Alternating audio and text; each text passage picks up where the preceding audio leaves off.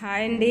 కొంతమంది ఇంటికాడ ఉన్న వాళ్ళు ఏమంటారంటే గల్ఫ్ కంట్రీకా కువైట్కా మేము వెళ్తాం, అంత ఓడబొడిసేసిన పని ఏముంది, రాళ్ళు మొయ్యాలా రప్పలు మొయ్యాలా, మేము వెళ్ళి చేస్తాం, ఏసీలో కూర్చొని చేయడమే కదా, మేము చేయలేమా అంటారు. ఫస్ట్ ఆఫ్ ఆల్ నేను అనేది ఏంటంటే రావాలనుకోవడం తప్పులేదు, కానీ ఇక్కడ ఏ పని ఉండదు అని రావడం చాలా రాంగు. ఇక్కడికి వచ్చిన తర్వాత చాలా ఎలా ఉంటుందంటే ఇక్కడ పని చేసిన వాళ్ళు చూసి చాలా సింపులే కదా, ఇంట్లో పనే కదా, మనం చేసుకునేది అక్కడ చేసేస్తాం అంతే అయిపోద్ది అనుకుంటారు. చూడడానికి అలా కనిపిస్తుంది, ఎందుకంటే ఇక్కడ ఎంత కష్టం ఉన్నా సరే ఇంటికాడ వాళ్ళతో లేదు బాగానే ఉంది బాగానే ఉంది బాగానే ఉందనే చెప్తారు ఎవరైనా సరే. ఈ కువైట్ ఆడవాళ్ళ మైండ్ సెట్ ఎలా ఉంటుందంటే ఎవరికైనా రోజుకి ఒకసారి మారితే వీళ్ళకి గంటకు ఒకసారి మారుతుంది.